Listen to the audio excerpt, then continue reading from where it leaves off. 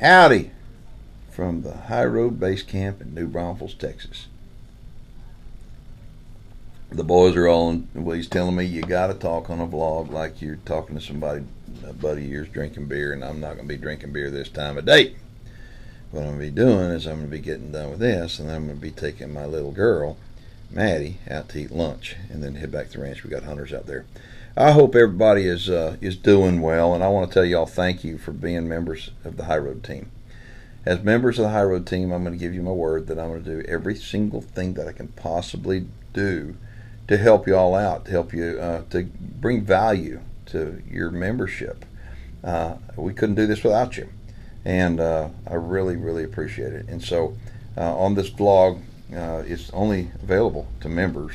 And so y'all are going to be able to make questions and comments, post them below, and I will get back with you, give you my word. I want to talk about kind of what I've been doing lately and kind of go over all kinds of stuff. I've been trying to think of what could I do on every single vlog that would kind of be something you'd look forward to, because to me, I don't think my life is just mass chaos, okay? And it's like, it's kind of hard to tell you everything that I do. I mean, it's really hard. And a lot of people have said through the years, man, I wish I had your job. And I said, well, why don't you come try it for a couple of days? And they, oh, I don't think I want your job.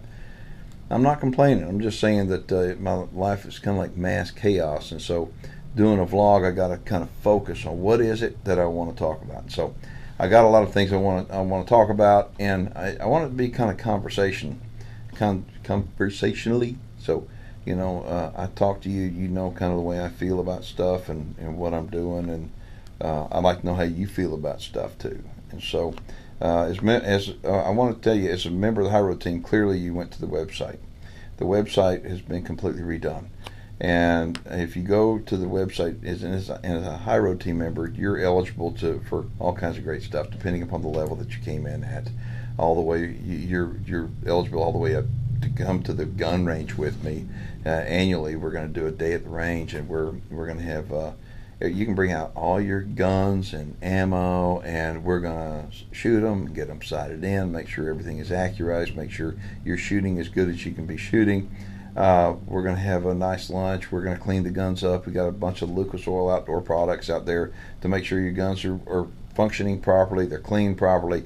And we're going to have a good time. It's going to be an all-day gig. So depending upon the level that you're at as a High Road team member, you're going to be able to do all kinds of cool stuff. Eligible to win free hunts, eligible to get discounts. I mean, and so it's a pretty cool deal, and I want it to bring value to you. And I want to know how you feel about it. So make sure and be vocal. Put any kind of questions underneath here, and I will get back with you. Why subscribe to the channel or the website? And I'll tell you why. Because I don't trust YouTube as far as I could throw them. I think that YouTube one day is going to screw people that love the Second Amendment and love hunting and love the outdoors and love our freedom. I think that it's going to cave. And the reason why I'm getting the email address is because we're using YouTube on the very front of the page. You'll see the video player is YouTube, because the reason why, because we got 100 and something thousand fans out there that are watching our videos on YouTube, but I don't know who they are, and I need to know who they are. And the reason why is because if YouTube pulls the plug one day, I have no idea who they are. Okay, people go to YouTube. Oh, I guess he's gone. Well, no, he's not gone. It's just I've been censored. Let me talk about, there's been some crazy stuff going on. Ego's getting, everybody's got an ego. Somebody said, man, you don't have ego? Bull crap. I got an ego. I want to do good. I think that ego and pride can kind of get confused, but, you know, everybody's got an ego. But recently, if you haven't been following me on Facebook, either my Facebook personal page, excuse me, or my public page, then you probably don't know about this. There's a TV show host ex-TV show host by the name of Chris Brackett that I posted a deal on earlier this week, or I guess it'd be last week now, that him poaching up in Indiana, and he got busted, and it pissed me off because I thought, you know what, I don't like poaching. Poaching is not hunting. Poaching is poaching, and it is illegal. The limit in Indiana is uno, es todo, no más. And what happened, he shot 2 bucks in a period of about 4 minutes, and his cameraman got pissed off at him and put the video online. It's like, ha ha! And so my concern was, are there going to be any consequences? Well, you dang right there were. Thank God. The Outdoor Channel booted them off. How's that? I mean, too many times in today's world, we don't have consequences for poor behavior, whether it's for people kids in school or at home or in the I don't know, the legal system. I mean, there's not bad consequences, but in this case, Chris Brackett, he got canned. He's gone. The Outdoor Channel. I was on the Outdoor Channel since it was the Gold Mining Network. I left the Outdoor Channel at the end of 2008 because it was a business decision. I'm now on the Pursuit Channel, but now we're online too. But people they said, well, how was it at the Outdoor Channel? Let me tell y'all something. They have a thing called the Golden Moose Awards, okay, and it's a big deal now, and it was a big deal back then too. I never won one, never. And man, we bust our butts trying to. We got nominated for them all the time. But the people that won them, guess what? They were the people that were writing the biggest checks to the network. I wonder why they won them.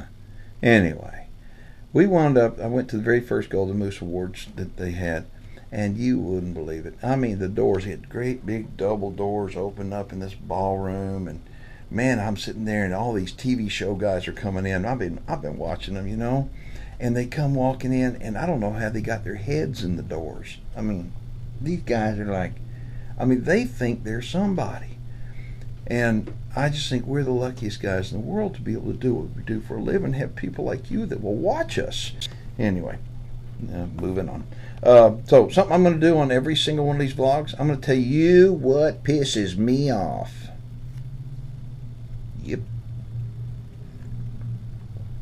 And I'm going to wait till kind of the end, so you got to listen to all the rest of this stuff. But I'll try to make it interesting. Okay, you know, what's been going on? Last week I was in Mexico. We have a, you know, you've always heard, I mean, seriously, I'm serious. I mean, I've never had any problems. I went down to this place that was like Shangri-La. It's called the El Chaparral Ranch. It is the finest mule deer place on the planet, period, for desert mule deer. And so fine that Donald Trump Jr. has hunted down there with a bow. What saddens me is that nobody knows that. And I asked him, I said, when did he do it? Anyway, he shot a 200-and-something inch mule deer. Okay, well, excuse me, I saw the blind he hunted out of. I mean, unbelievable. And this is only about an hour flight, I guess, in the helicopter. He flew in the helicopter, I found out, landed outside. And so I said, man, how much Secret Service did he have with him? Nobody. What? Nobody. And that kind of blew my mind. Flying into Mexico, that tells you, I mean, this ranch is way, way, way good.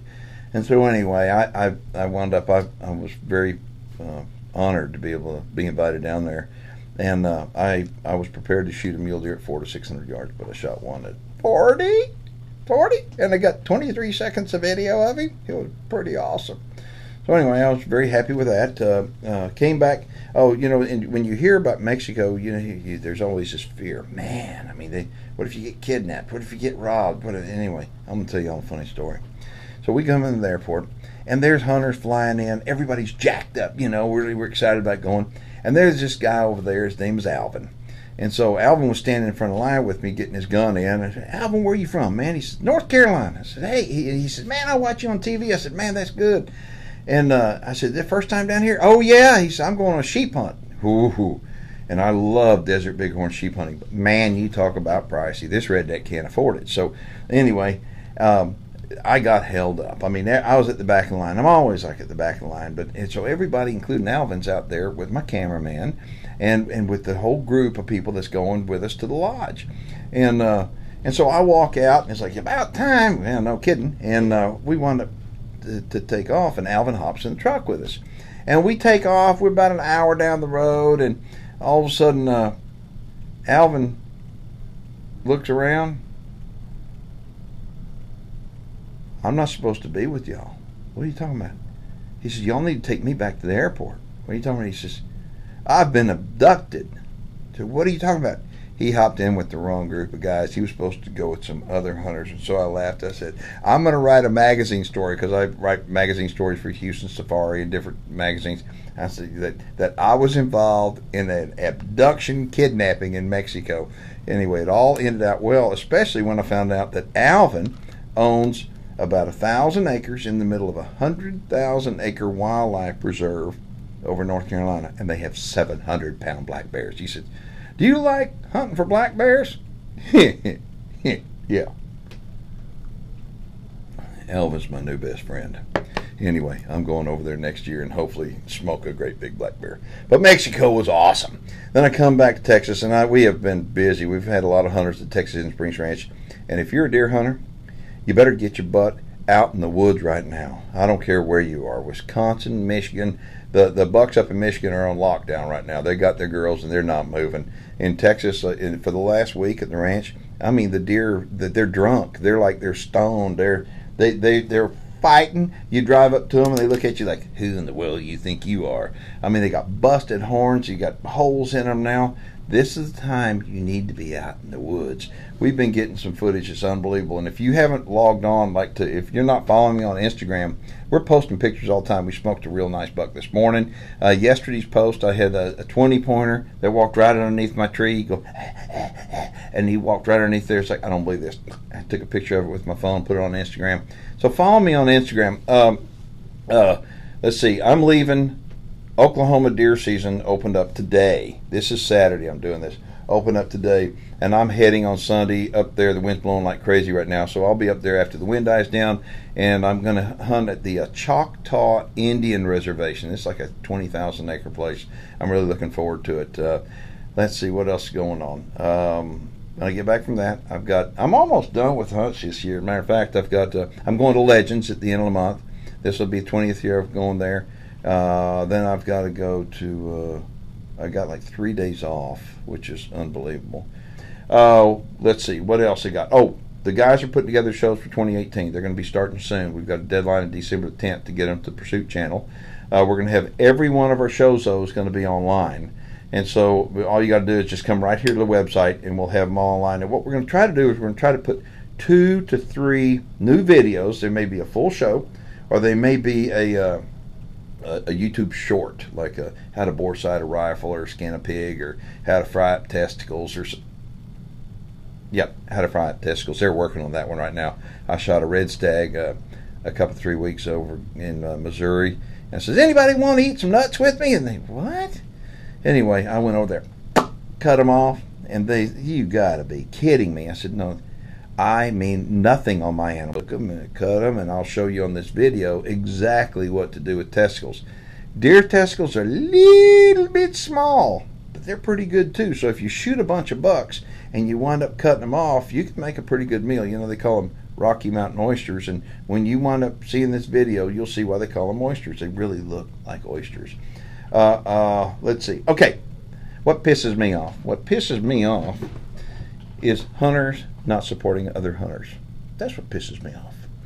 I am a hunter that I support all forms of legal hunting around the world. I don't care if it's bucks or ducks or turkeys or frogs or elephants. I don't care. Okay, I support it all. I may not do it all because I can't afford it, or maybe don't like it, or maybe never had the opportunity, but by golly, I support it all.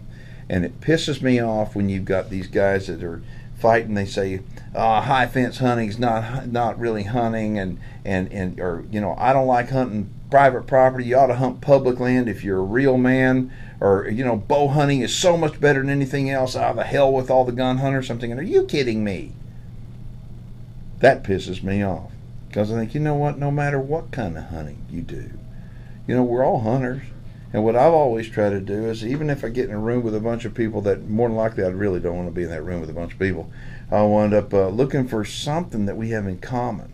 And so I think that as hunters, we ought to look for that common thread that unites us all, and it's about the love of the outdoors, and try to build upon that. And I think when we work together at things and join together and stop the fighting, we'll have a better future, better world, and it'll be better for hunting all the way around. So That's what really pisses me off. Hunters fighting amongst hunters. And so I'm going to try to be the champion and say, stop it. Okay, I'm fixing to sign out. I got to go take my little girl to lunch. Again, if you have any comments, if you have any questions, post them below. I sincerely appreciate your support and your involvement with the High Road team. And so if you don't say something, shame on you. I'm Keith Warren, and make sure and let me hear from you. Cheers.